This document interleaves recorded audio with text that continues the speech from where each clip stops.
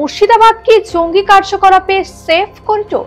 এই প্রশ্ন যখন করছি তার যথেষ্ট কারণ রয়েছে। আসাম পুলিশের তথ্য অনুযায়ী আরো 2 জঙ্গিকে গ্রেফতার করলো রাজ্য পুলিশের এসটিএফ। মুর্শিদাবাদের নওদা থেকে গ্রেফতার 2 জঙ্গির নাম সাজিবুল ইসলাম এবং মুস্তাকিম মন্ডল। ধৃতদের জিজ্ঞাসাবাদ করে মুর্শিদাবাদ এবং নদিয়ার জঙ্গি মডিউল সম্পর্কে তথ্য জানার চেষ্টা চালাচ্ছে তদন্তকারীরা। সম্প্রতি মুর্শিদাবাদের হরিহরপাড়া থেকে মিনারুল শেখ এবং মোহাম্মদ আব্বাস নামে 2 ব্যক্তিকে জঙ্গি সন্দেহে গ্রেফতার করে আসাম পুলিশ। তারা বাংলাদেশের নিষিদ্ধ জঙ্গি সংগঠন আনসারুল্লাহ বাংলা টিমের সদস্য বলেই খবর। তদন্ত সূত্রে জানা গিয়েছে, এলাকার 12 থেকে 16 বছর বয়সী ছেলে মেয়েদের চিহ্নিত করার দায়িত্ব ছিল এই জঙ্গিদের। তারপর মাদ্রাসায় নিয়ে এসে চলতো মগজ ধোলাই। শুধু মুর্শিদাবাদ নয়, নদিয়া, উত্তর দিনাজপুর এবং আলিপুরদুয়ারের 30 জন সদস্যকে নিয়ে সুইসাইড বোম্বারের দল তৈরির উদ্দেশ্য ছিল এই জঙ্গি সংগঠনের। জঙ্গি সংগঠন আল কায়দার শাখা সংগঠন হলো আনসারুল্লাহ বাংলা টিম। ভারতে নাশকতার ছক করছে এই এবিটি জঙ্গি সংগঠন। তাদের দমনে আসাম এসটিএফ অপারেশন প্রঘাত শুরু করে।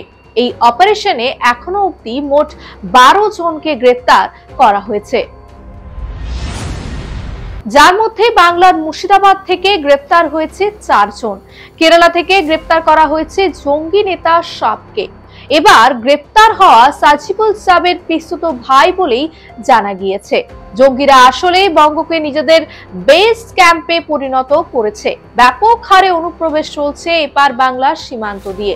আমাদের রাজ্য শত ছিদ্রে পরিণত হয়েছে বাংলাদেশিদের কাছে। বর্তমানে এই পরিস্থিতি নিয়ে সাংবাদিক সম্মেলন করে সেই তথ্য তুলে ধরেছেন বিরোধী দলনেতা শুভেন্দু অধিকারী।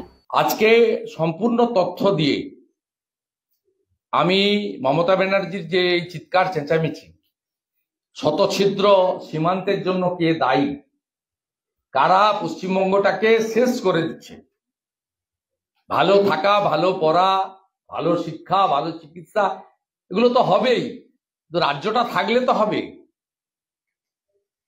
আপনি নিজে দেখুন, 1,500 অনুপ্রবেশকারীকে বিএসএফ ধরে দিয়েছে, 90% জেলের বাইরে চলে গেছে 23 সালে। 24 সালে এখন অব্দি প্রায় 1000-এর কাছাকাছি ধরে দিয়েছে।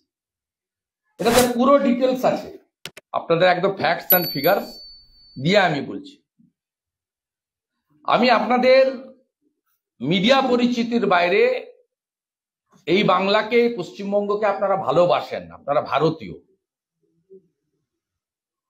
আপনাদের বলবো, এই সরকার যা করছে কেউ সেফ নেই। আমরা এখানে যে বসে আছি, এখানে কেউ সেফ নেই। এই জাভেদ মুন্সি, তিনি খুব শক্তিশালী রিমোট কন্ট্রোল, 2 কিলোমিটার দূর থেকে রিমোট কন্ট্রোল করে গাড়ি উড়িয়ে দেওয়ার পাওয়ারফুল ডিভাইস এবং এক্সপ্লোসিভ তৈরি করার এক্সপার্ট। সাম্প্রতিক পরিস্থিতিতে বেড়ে চলা বেআইনি অনুপ্রবেশের বিরুদ্ধে দেশ জুড়ে শুরু হয়েছে পুলিশ অভিযান।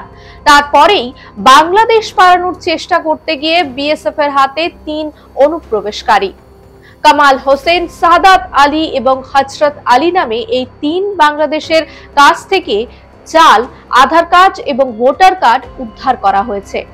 জাল পরিচয়পত্র এবং পাসপোর্ট তৈরির ঘটনা যেন ফের মাথাচাড়া দিয়ে উঠেছে।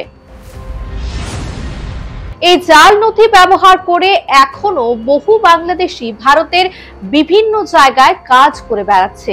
এই জাল পাসপোর্ট করার অভিযোগে 2017 সালে মুর্শিদাবাদ থেকে 11 জনকে গ্রেফতার করা হয়েছিল।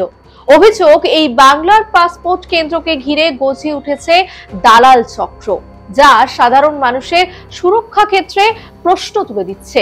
এই বাংলায় আসলে কেউ কি সুরক্ষিত?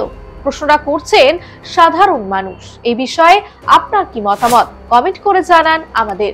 লাইক দিন, সাবস্ক্রাইব করুন বেঙ্গল ফ্যাক্টস।